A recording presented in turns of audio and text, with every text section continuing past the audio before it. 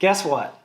We are building what I think is going to be a pretty badass four-wheel camper build. We plan to build it on a Ram 3500 with a Hawk flatbed mounted to a Norweld Weekender Deluxe with the tunnel box.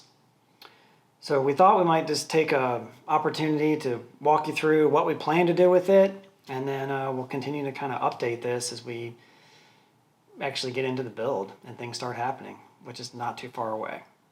I guess a good place to start is why we decided to do this. So in order to kind of understand that, we probably have to rewind about 2 years. About 2 years ago, we did the Lexus build that we have, which we still do have. It's sitting up in my driveway right now. We took that rig out to Alaska and back, and we took it to Overland West and parked it in Mainline's booth.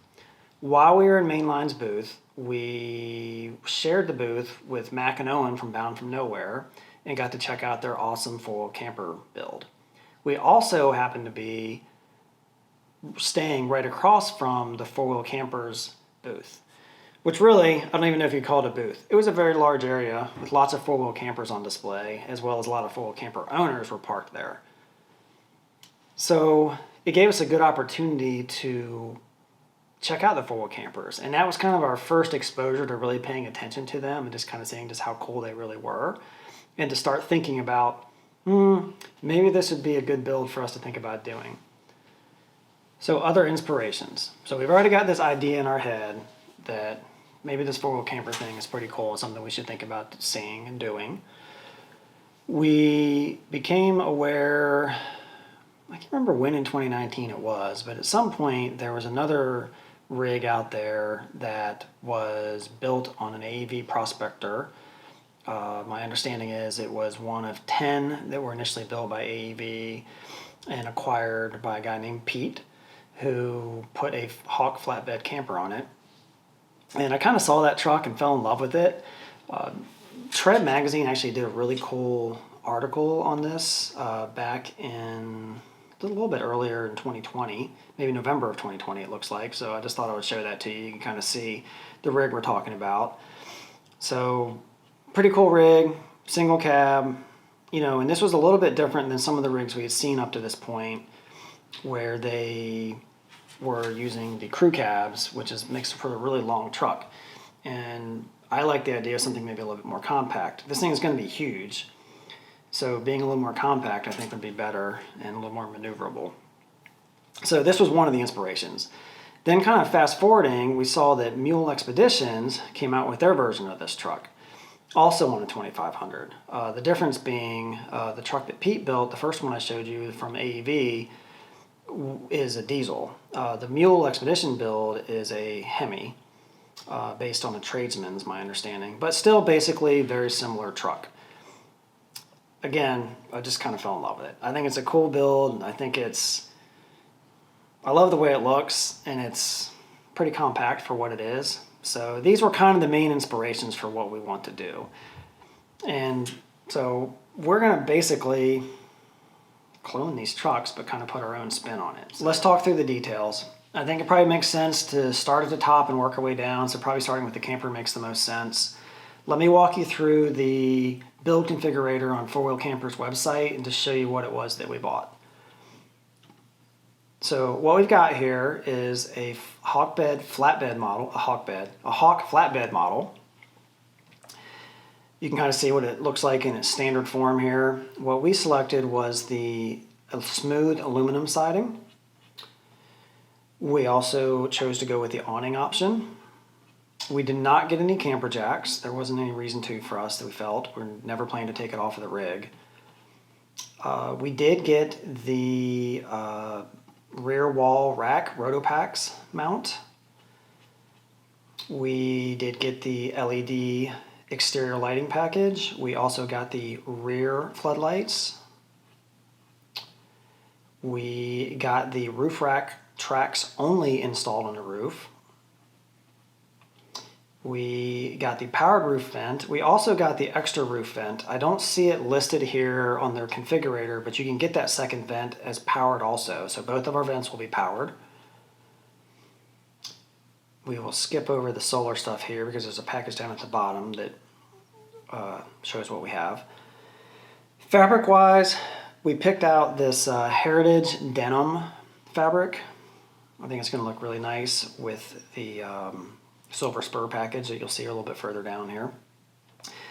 Battery wise, this is the package that we got. We got this dual lithium batteries with dual 160 watt panels. So I think we should have plenty of power, 200 amp hours, 320 watts of solar. We should be good to go. Toilet wise and shower wise, we opted to get the inside and outside shower only. We did not get a toilet in our rig. I hear people use those outside showers quite a bit, so I'm looking forward to that. Furnace, we did order the furnace. Interior color choices, the silver spur package I just mentioned a moment ago, we got that. Has a really nice look to it. Doesn't look as dated as I think the traditional looks. Refrigerator wise, we got the 130 liter fridge, which is, I believe that's a Dometic. Let me see what it says here. Does it tell it? No, it's an isotherm. I don't know why I thought that was Dometic.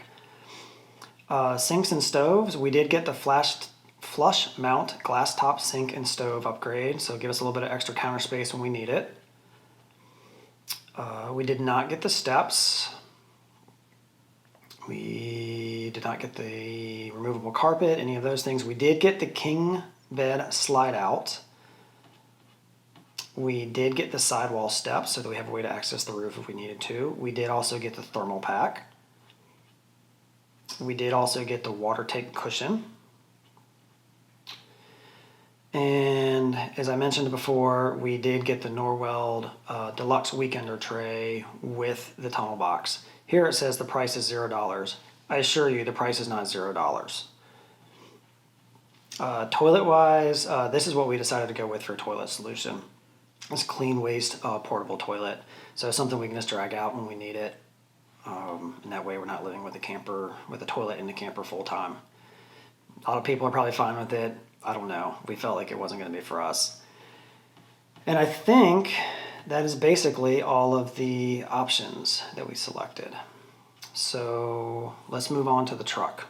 The truck is based on a 2021 Ram 3500 Bighorn 4x4 with the 8-foot box. We wanted to do a regular cab, so we had limited choices. We could do a tradesman or we could do a Bighorn, and that was it. So we elected to do a Bighorn and kind of option it up about as much as we could, just to make the interior a little bit nicer and a little bit nicer of a truck overall. So let me walk you through the build.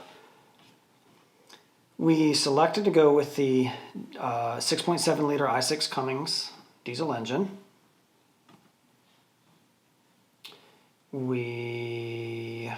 It comes with a standard 6-speed automatic transmission, gross vehicle weighting of 11,800 pounds.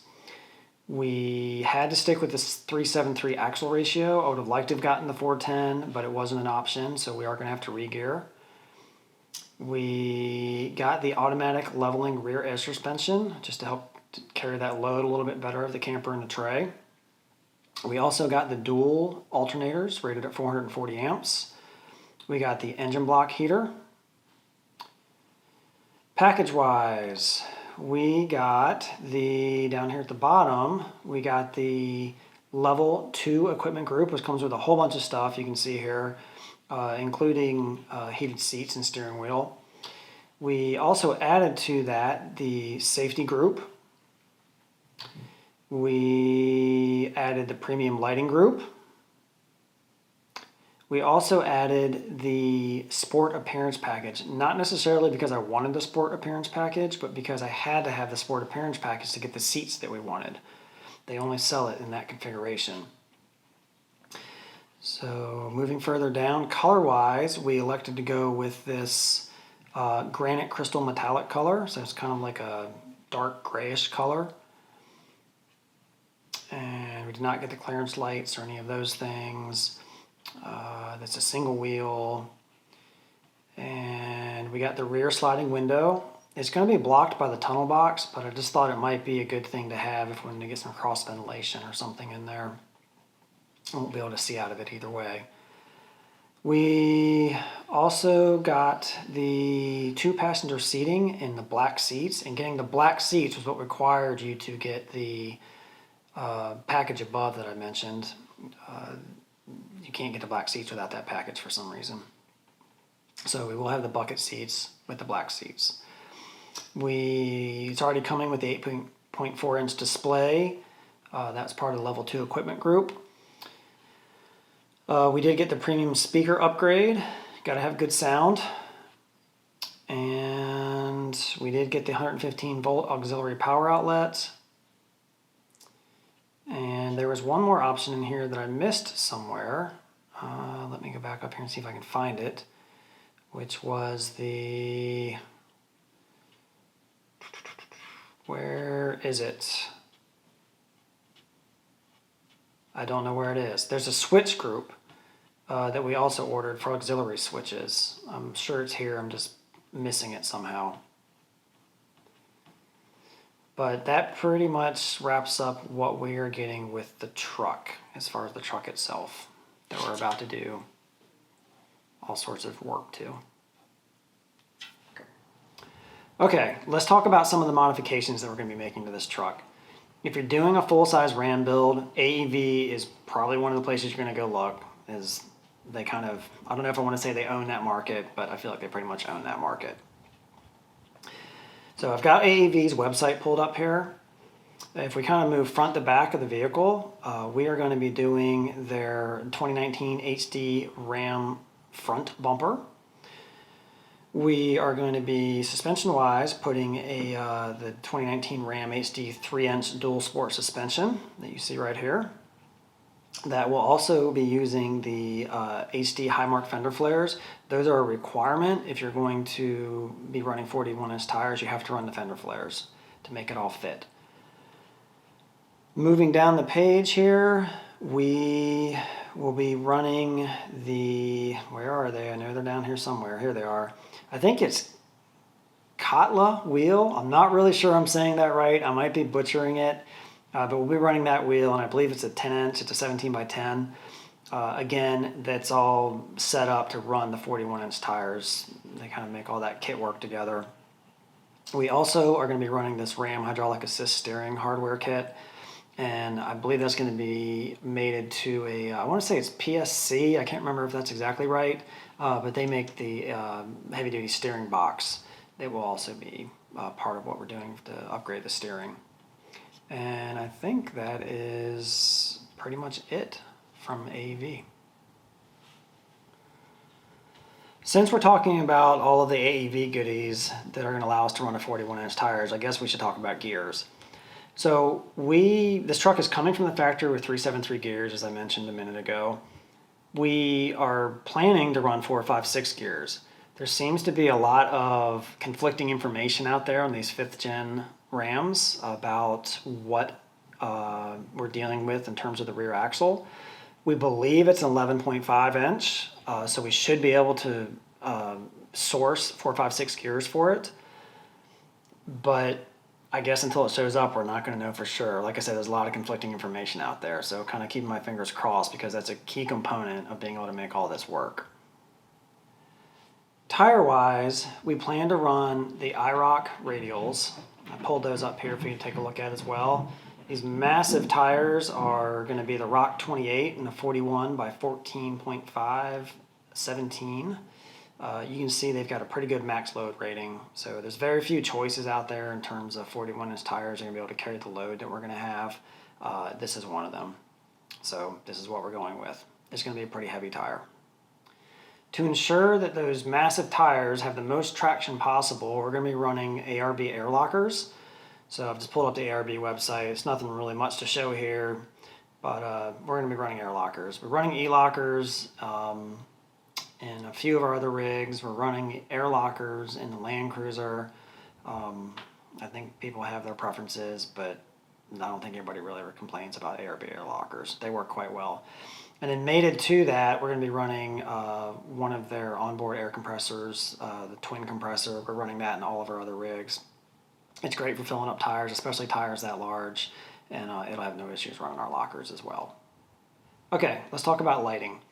So On our GX build, we recently upgraded the lighting package that we have on the GX. We had been running the LP9s, dual LP9s on the front with in the clear, the white. We swapped those over to amber, and then we're running a Baja Designs light bar along the top of the roof. And I love that setup. It's great. It's versatile. It gives me a lot of different lighting options.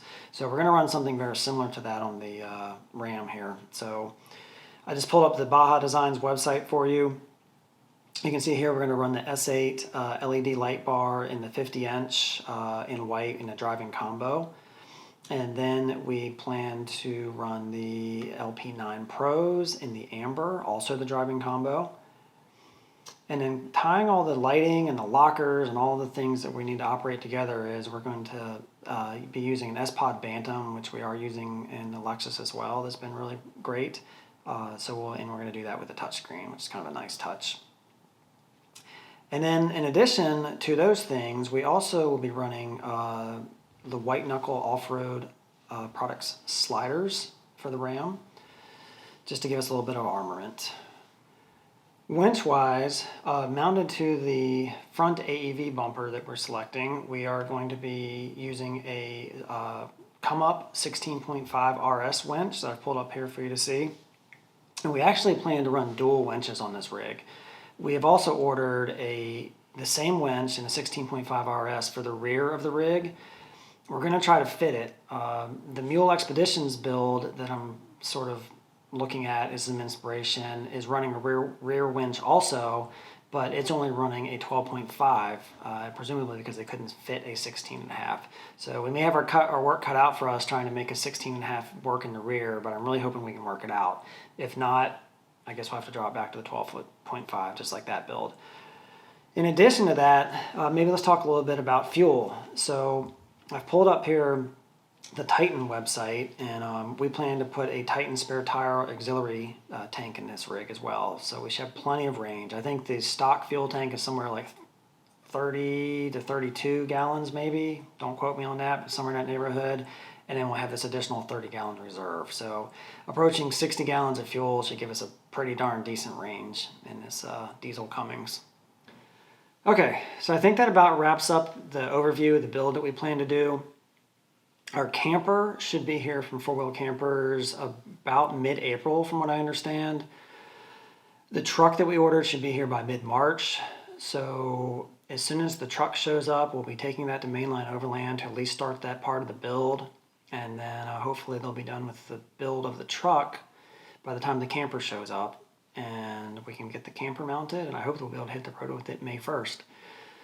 So what we'll plan to do is kind of update along the way, and if we get an opportunity to get over to Mainline while this truck is being built, we'll kind of throw some build videos in there and just share as it's coming along. But keep your fingers crossed with us that hopefully this thing all comes together and there aren't any COVID delays, and we have it to start exploring by May 1st. So we've got some plans for some fun trips with it, we hope, as soon as we get to early summer.